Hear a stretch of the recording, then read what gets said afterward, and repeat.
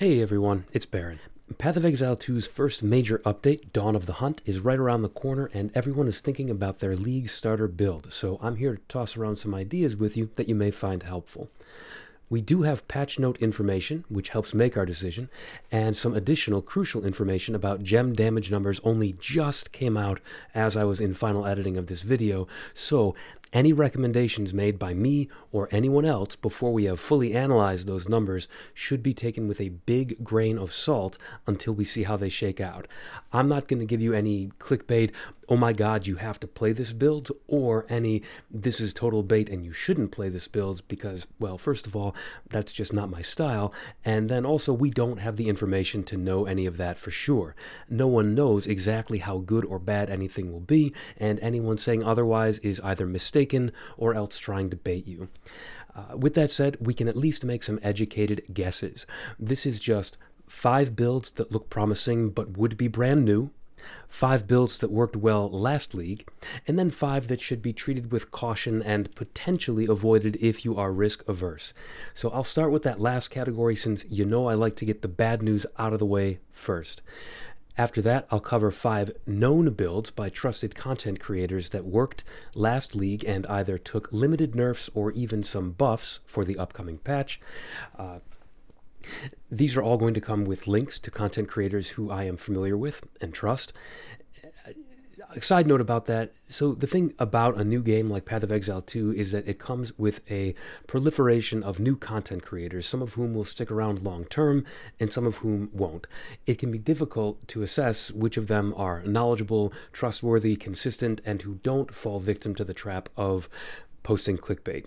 But fortunately, there are some long-time content creators from Path of Exile 1 making content for Path of Exile 2 who I trust to have steady analysis and not offer up clickbait builds just to increase their views. I will draw from those to show builds that worked during the first standard league.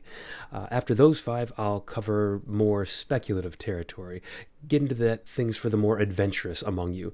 I will therefore close with 5 possibilities that might be worth experimenting with based on the content reveal and patch notes, but are so far untested.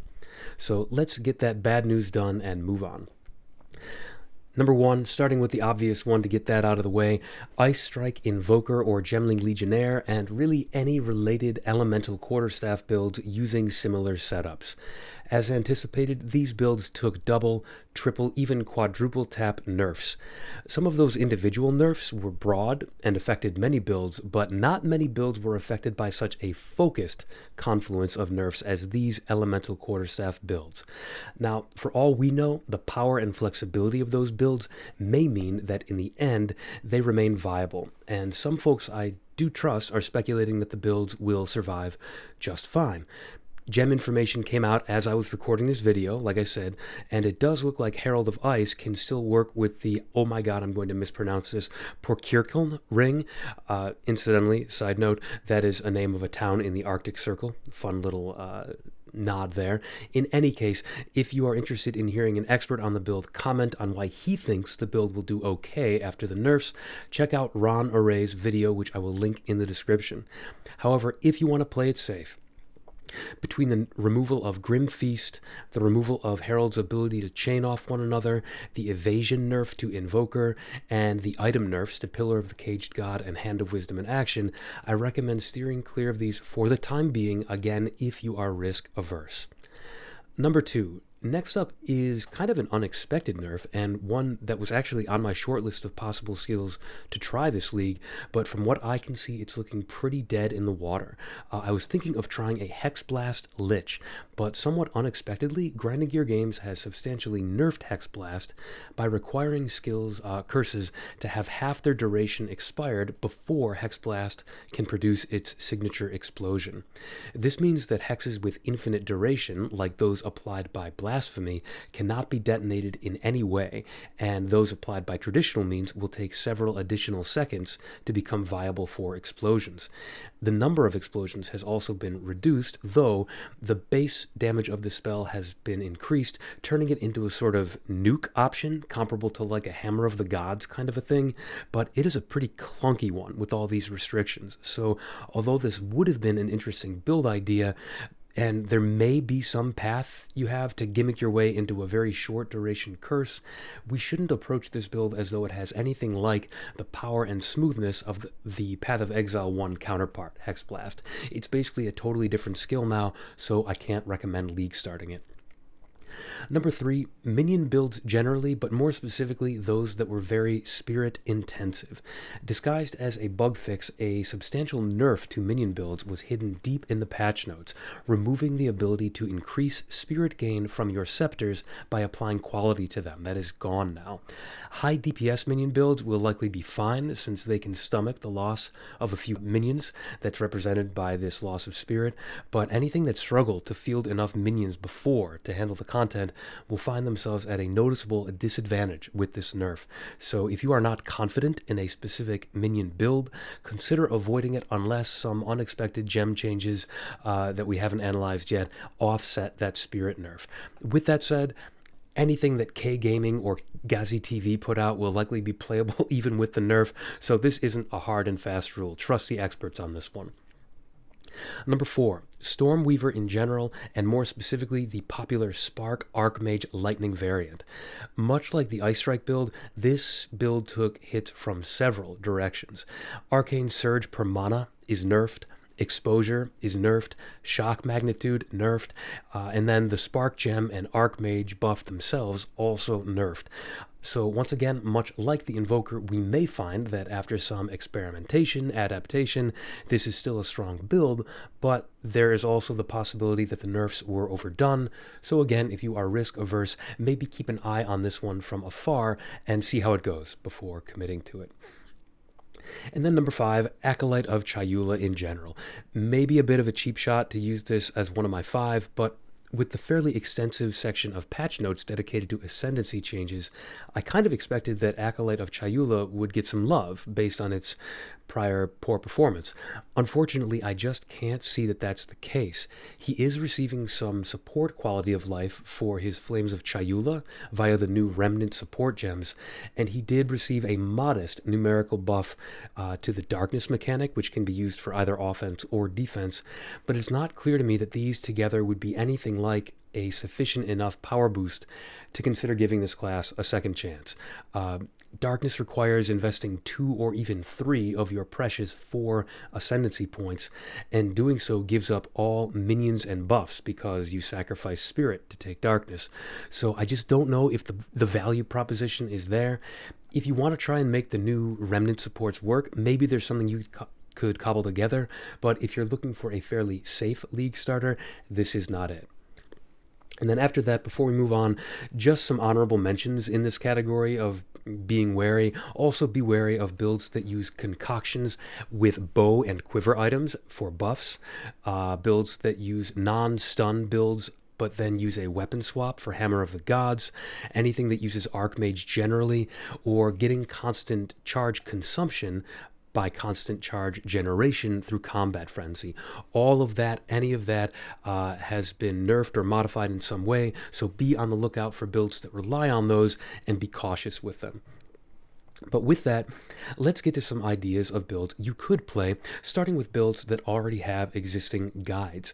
Do be sure to check in with these creators to see any updates they have based on patch notes or gem information, but my quick overview is that these are either unchanged or even buffed.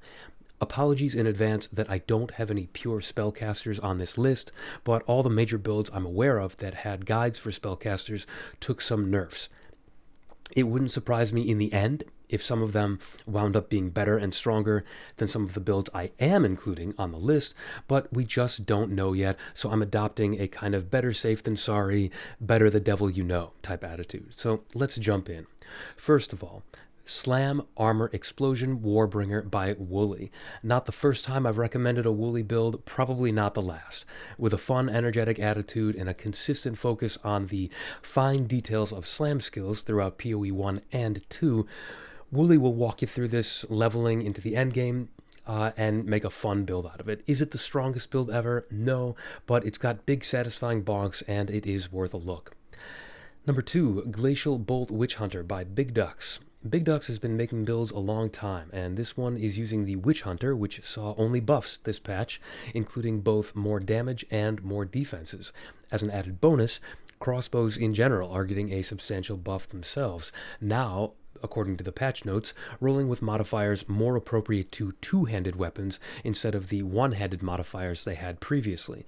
And then since this is a Glacial Bolt build, it also dodged the mild nerfs to explosions based on Gas Arrow and Gas Grenade. So this one is definitely worth a look if you like a kind of flashy, crunchy run-and-gun style. Next up, number 3, Totem Warbringer by POEGuy. Fair warning, POEGuy is a pretty high-energy content creator, but if you don't mind a little bit of volume, there's no doubt that he's got the experience and expertise, and perhaps most importantly, he appreciates a smooth playstyle. Warbringer has seen several buffs this patch, including to Totem specifically, so this one is definitely worth a look if you're interested. Number 4, Explosive Shot Deadeye by Palsteron. This is another longtime content creator. This just looks like a nice, smooth, explodey build. Nothing fancy, but safe. Something that's made by someone who has long established his chops as a reliable build creator and communicator, so this is another one that is worth a look. And then number 5, Poison Gas Arrow Pathfinder by Arrow. In general, builds relying on Gas Grenade or Gas Arrow should be treated with some caution due to a reduced AoE and number of overlaps nerf, but I'm more worried about those if you're trying to use these skills for overlapping explosions, you can detonate those clouds, whereas Arrow is just focusing on purely the poison element without trying to explode those clouds. So feel free to give that a look. He's another great content creator. And so now let's close out with 5 things that might be fun to try with the newly added ascendancies, weapon types, and patch changes, but which are totally untested. Number 1. Jorgen's Fire Spear Smith of Kitava. Jorgen and I share a love for tanky melee bonk builds, so I am excited to see what he can do with this. You should check it out. Number 2, Kay's Pure Spectre Lich. KayGaming is the minion queen. Full stop. If Spectres can be made functional, or even powerful, Kay is the one who's going to do it. She is my favorite minion build content creator, said with all respect to Ghazzy, another great minion content creator who actually comes next on this list. Number 3, minion and or totem-focused tactician, the new ascendancy. I'm actually looking at this myself, probably going to league start it, and GhazzyTV appears to be exploring a variant of this too. I'm exploring whether there's any advantage to a rain of arrows or crossbow or totem variant, while Ghazzy, who's far more experienced with the minion playstyle, seems to favor a more pure minion setup, maybe with raging spirits. We'll see how this all shakes out. Number 4, Lightning Javazon, or Javelin Amazon, Spear Amazon, by Puget 2. Javazon's an old Diablo 2 term. Puget is always good for designing tanky builds, so if you're interested in this, be sure to check back in with him after League start to see how he is beefing up the character and making it survivable. And then number 5, Gas Grenade Explosions with Witchhunter by Cyclon. I know, I did say to be wary of builds that are using these gas grenade, gas arrow skills for explosions specifically, but that's why it's on the fun to try list, not on the proven build list. And the buffs here might overcome the nerfs. Yes, Gas Grenade took an AoE nerf. Yes, we can't have as many clouds active, so we can't preload damage on bosses as much as we could before, but the individual explosions have had their damage buffed, crossbows have been buffed, and Witchhunter is buffed, as mentioned before, so I think that this has promise. I would take another look at this one. And that is it. 5 builds to be cautious about, 5 builds with fairly proven track records, and 5 that might be fun to try in the new patch. Let me know what you're thinking of League starting down in the comments below. Let me know if you have any questions, and in the meantime, thank you for tuning in, and take it easy.